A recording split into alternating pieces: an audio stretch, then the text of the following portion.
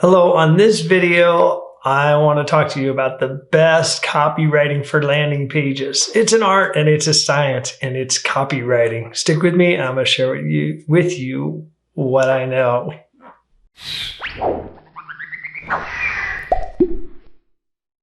All right, copywriting is a whole monster in itself. And I can tell you, I've spent a lot of time reading and studying, going back a couple of decades now on copywriting and word crafting for sales and so forth. And here's what I can share with you that I think gets you at least in the right direction without this video being hours. In fact, it could be an entire course because copywriting is such a deep pool of knowledge to get invested in. But I can tell you, if you're into sales and you want to market your business and you want to send great emails and you want to be able to understand what the best text is to have on your pages and everything else, because everything is, in the communication sphere these days, especially online, you've got to be able to do a good job. Even if you're scripting a video, writing posts for social media, right? Copywriting is everywhere and it's such a valuable skill. So I'll leave you first with the notion that this is worth getting good at for starters. The next thing I'll say about the landing pages, because that's kind of the hook for this video, right? Because people are starting with landing pages, that's my sales page, it's got to be great, right?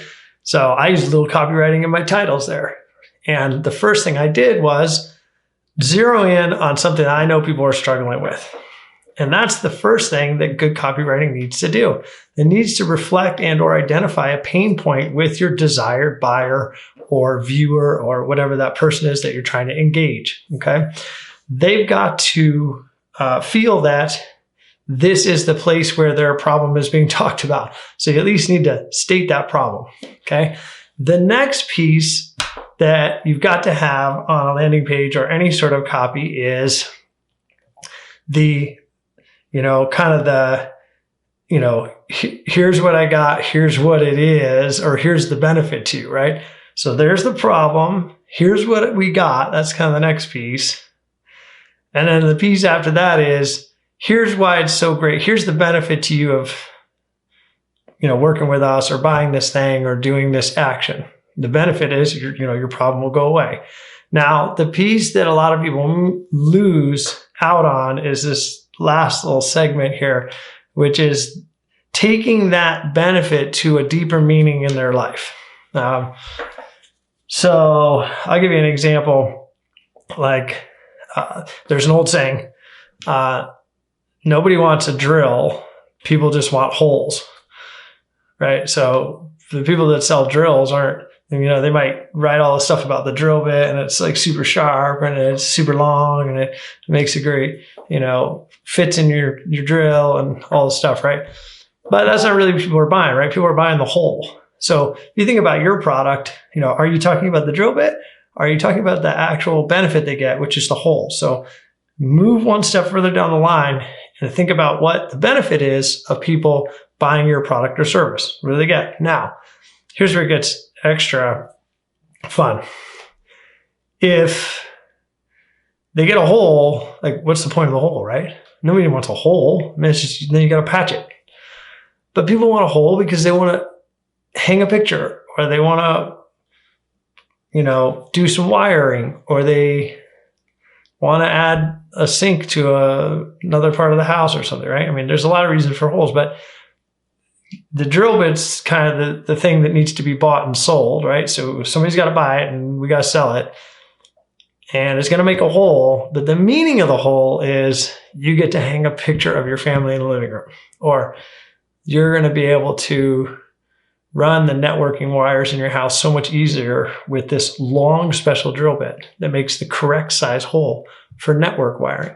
So your network will be fully wired.